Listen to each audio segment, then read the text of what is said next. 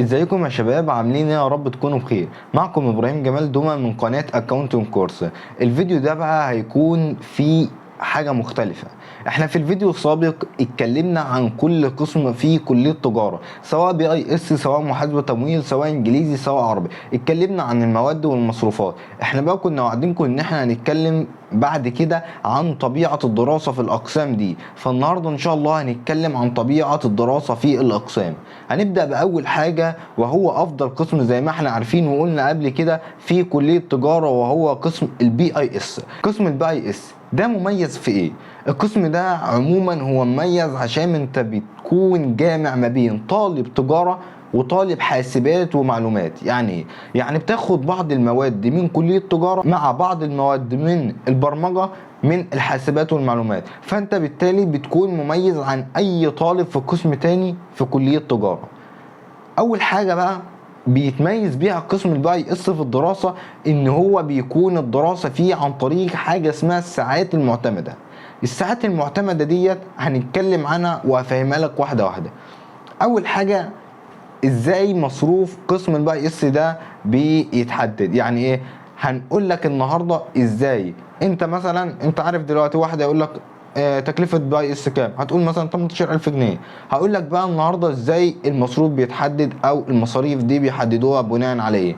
بيقول لك ان الساعة في بي اي اس ب 300 جنيه. يعني ايه الساعة؟ مثلا انت عندك مادة هتدرسها في البي اي اس، مادة اسمها محاسبة. المحاسبة ديت انت بتدرس في المحاسبة 3 ساعات في كل ترم، فانت بالتالي الساعة عندك ب 300 جنيه، فبتقول المحاسبة 3 ساعات، ف3 في 300 بتطلع 900. وفي مادة مثلا اسمها إدارة بتبقى مدتها 3 ساعات، فبتقول 3 في 300 بتطلع برضك ب 900. في مادة ساعتين يبقى 2 في 3 ب 600. يبقى بالتالي كل مادة بيبقى لها عدد ساعات معينة، والساعة ب 300 جنيه. وانت عندك في اول ترم حوالي 6 مواد، فانت بتجمع التمن بتاعهم بيطلع مثلا حوالي 18000 او 20000 جنيه، زائد بتدفع في قسم باي اس او اي قسم خاص مصاريف القسم، زائد مصاريف قسم تجارة عربي. فاحنا كده فهمنا ازاي المصاريف بتتحدد. في بقى بعض الميزات اللي بتخلي بي اي اس مميزه عن طريق الساعات المعتمده. زي ايه؟ زي مثلا لا قدر الله، مثلا لو انت كنت ضعيف في ماده وما قدرتش ان انت تنجح فيها، فبالتالي انت عندك مقدره ان انت تخش سمر كورس في الصيف، ما تاجلش الماده دي للسنه الجايه. فدي حاجة مهمة جدا جدا يا شباب لازم تعرفها، ان اي قسم زي باي اس او محاسبة تمويل في حاجة اسمها سمر كورس. فدي معلومة كويسة، ودي ميزة بتبقى في الاقسام ان انت تمتحن في الصيف، ما تستناش السنة الجاية. بس في عيب بقى في السمر كورس. الساعة في الوضع الطبيعي وانت بتدرس ب 300 جنيه، في السمر كورس بتكون الساعة الضعف ب 600 جنيه في الباي اس. والدراسة بقى يا شباب في قسم الباي اس هي دراسة كويسة وسهلة، وكمان الدكاترة بتحدد الامتحان قبل ما تحط. يعني ايه؟ يعني من اول يوم دخلت في الجامعة، من اول محاضرة وانت داخل، تمام، بيبقى كل دكتور بيحدد في كل محاضره سؤال او سؤالين بيجوا في الامتحان. طب انا اعرفهم ازاي يا ابراهيم؟ السؤال الدكتور بيقول حاجه من الاثنين، لا هيجي في الامتحان وبيجي في الامتحان، بس ده معلش يعني ده في اول محاضره بيقول السؤال ده يجي في الامتحان. انت بتمتحن مثلا ميد ترم بعد شهر ونص، فانت بيقول للطلاب دي نسيت، فانت من اول يوم الدكتور يقول لك السؤال ده يجي في الامتحان، فاعرف ان هو جاي في الامتحان. وتاني حاجه في الاقسام الخاصه برضو اللي بتميزها ان الدكتور بيقول لك ايه، بيعد الحاجه مره واثنين وثلاثه، دي بتميزها. ولو ما قالكش السؤال ده جاي في الامتحان بس عاد النقطه دي كذا مره، فاعرف ان السؤال ده جاي في الامتحان. وده كده بالتالي ده بيميز الايه، الساعات المعتمده عن اي حاجه تانية، او بيميز الاقسام الخاصه عن اي حاجه تانية. في بقى عيب في الساعات المعتمده اللي في البي اي اس، وهو ايه؟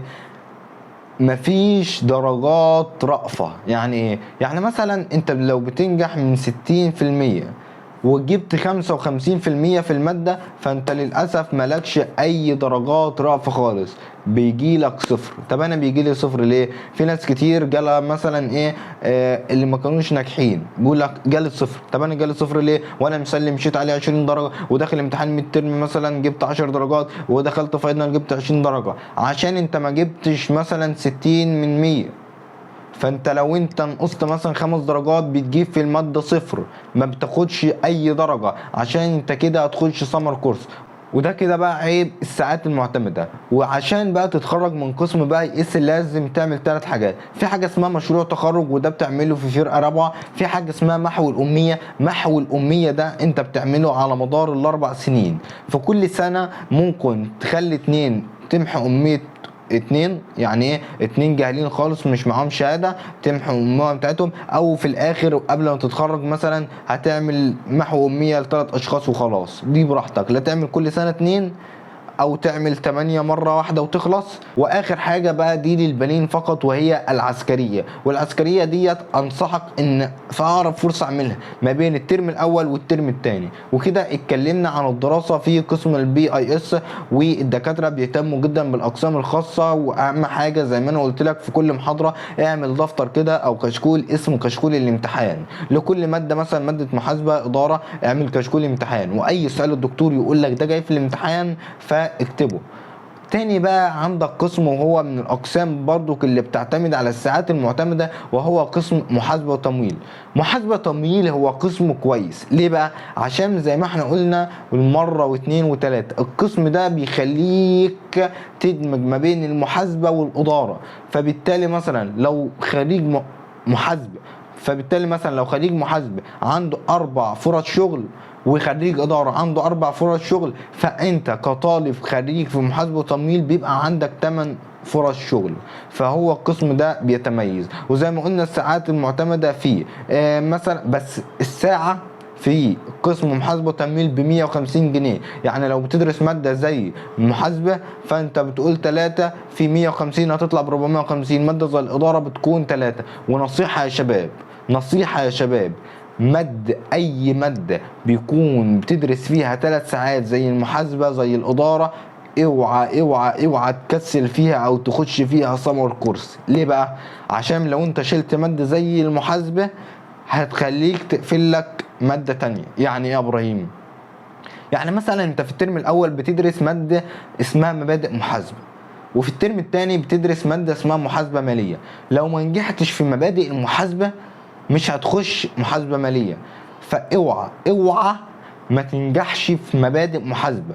فلازم تذاكر جدا المواد اللي هي بتكون فيها 3 ساعات زي المحاسبه والاداره والرياض. لو انت ما نجحتش فيهم في المواد ديت بالتالي مش هتقدر تخش مواد في الترم الثاني. دي نصيحتي لك. ومصاريف محاسبه التمويل بتبقى في حدود 7000 جنيه زي ما قلنا قبل كده. وقلنا برضو ان عيب الساعات المعتمده ان مفيش عندك درجات رأفة. وقلنا الميزه بتاعتها ان انت لو لا قدر الله شلت اي حاجه، يعني شلت ماده 2 3 مش هتعيد السنه، لا انت هتخش سمر كورس وهتخش السنه مع يعني ايه، مش هتبقى مثلا لو انت لا قدر الله فرقه اولى شلت ماده او مادتين هتكمل عادي في فرقه تانية، بس المواد هتمتحنها في السمر كورس. ده ميزه الساعات المعتمده. هنخش بقى على قسم الانجليزي. وقسم تجاره انجليزي هو بيكون عباره عن ايه؟ عباره عن مواد تجاره عربي بس بتدرسها بالانجليزي. يعني ايه؟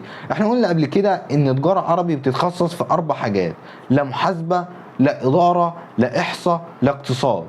انت بقى في الانجليزي هتتخصص محاسبه انجليزي، اداره بالانجليزي، احصاء بالانجليزي، اقتصاد بالانجليزي. وميزتها ان احنا دلوقتي في الشركات بيكون محتاج الطالب فاهم في الانجليزي. احنا شركات محتاجه الانجليزي في الفتره بتاعتنا ديت، فبيكون مفضل الانجليزي شويه عن تجاره عربي. بس تجاره عربي لو خد قسم بس تجاره عربي لو خد كورسات انجليزي يعني ايه بتساعده جدا.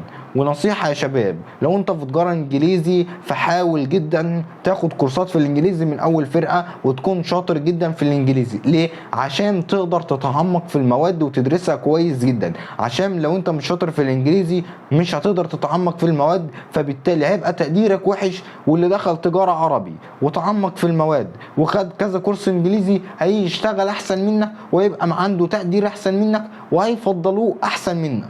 فنصيحه، حاول سواء كنت انجليزي او بي اي اس حاول تذاكر من اول سنه بجد وتاخد كورسات انجليزي واهتم بنفسك وحاول تتعمق في المواد.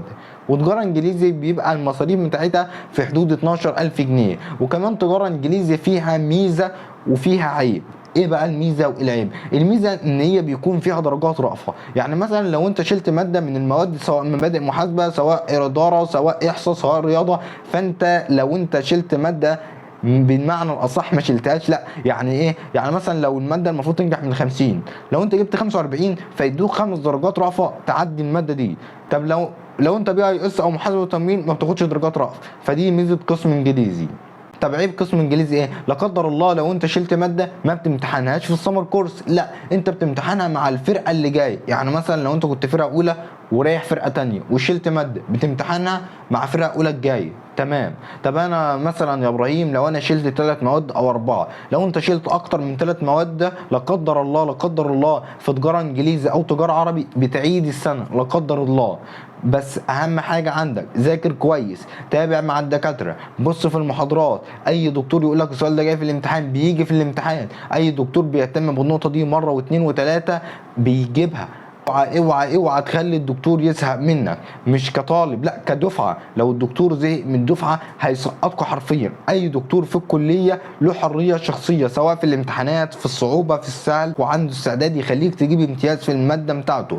فانت ركز جدا جدا في المعامله مع الدكاتره، وخلي المعامله مع الدكاتره معامله كويسه. الدكتور هيديك اسئله في الامتحانات، الدكتور هيهتم بيك، الدكتور هيقول لك ايه اللي جاي بالظبط، الدكتور هيخليك تجيب امتياز. فانت خلي معاملتك مع الدكاتره تكون كويسه وحاجه محترمه، تعامل محترم. اخر قسم بقى يا شباب هنتكلم عنه وهو قسم تجاره عربي. تجاره عربي المواد بتاعته بتبقى محاسبه واداره ورياضه واحصاء واقتصاد، ومواد برضو بتكون كويسه، واقتصاد انجليزي. واهم حاجه يا شباب في تجاره عربي زي ما احنا عارفين ان في انتظام وانتساب، وكمان الدراسه فيه بيبقى كويسه وسهله. بس اهم حاجه زي ما احنا قلنا في كل قسم ان انت تسمع كلام الدكتور كويس جدا، وتحدد الاسئله اللي هتجيلك في الامتحان واكتبها دايما في المحاضرات. انت طبعا عايز اوضح نقطه بس، انت طبعا كطالب في كليه تجاره داخل قسم تجاره عربي مفكر نفسك ان انت اقل واحد في الكليه. احب اقول لك لو انت ذاكرت وعملت اللي عليك فانت احسن من 1000 شخص دخل قسم خاص، سواء انجليزي باي اس، سواء محاسبه وتمويل، وذاكر. يعني لو انت ذاكرت هتكون احسن من 1000 واحد دخل اقسام الخاصه دهيت وما ذاكرش وما عملش اللي عليه. ليه بقى؟ عشان انت هتكون مثلا في تجاره عربي اتخرجت مثلا ان شاء الله كده بتقدير امتياز او بتقدير جيد جدا، ومعاك بعض الكورسات، كورسات انجليزي، كورس بي اف اي، كورس اي سي دي ال، فانت تقدر تشتغل في اي حته زي ما انت عايز، سواء في بنك، سواء في شركه كبيره، في اي مكان. واللي بيميز برضو التجاره عربي ان الدراسه فيه بتكون زي ما احنا قلنا سهله. وايه تاني؟ ان فيه درجات رأفة. يعني لا قدر الله لو انت جبت في ماده 45 من 50 فانت بالتالي هتاخد 5 درجات رأفة. وتالت حاجه بتميز برضو التجاره عربي ان فيه انتظام وانتساب. وزي ما قلنا انتظام بيدفع في حدود مثلا 1200، طب انتساب بيدفع 1400. وقلنا في الفيديو اللي قبل كده الفرق ما بين انتظام وانتساب. وفي نهايه الفيديو يا شباب احب اعرفك لو انت دخلت اي قسم من الاقسام دي فاهم حاجه عليك ان انت تذاكر. عشان لو انت دخلت القسم سواء القسم ده حلو او عالي او واطي، سواء مثلا القسم ده مميز او غير مميز، فاعرف ان انت مالكش اي لازمه لو ما جبتش تقدير. لو جبت مقبول مالكش اي لازمه، لازم تجيب تقدير عشان تكون كويس. يعني افضل لك تخش تجاره عربي بس تجيب امتياز، ما تخشش مثلا باي اس وتجيب لي مقبول، لا خش تجاره عربي وهات امتياز هتشتغل في شركه. اما لو خشيت باي اس وجبت مقبول مش هتشتغل في شركه. وشكرا لاستماعكم، وما تنساش الشير واللايك والاشتراك في القناه ليصل لك كل جديد ان شاء الله. وباذن الله هنحاول نساعدكم في كل حاجه، سواء التقديم سواء في الدراسه. وما تنساش هتلاقي الجروب بتاع فرقه اولى في اول تعليق باذن الله. وما تنساش الدعم ليصل لكم كل جديد ان شاء الله. وشكرا لاستماعكم.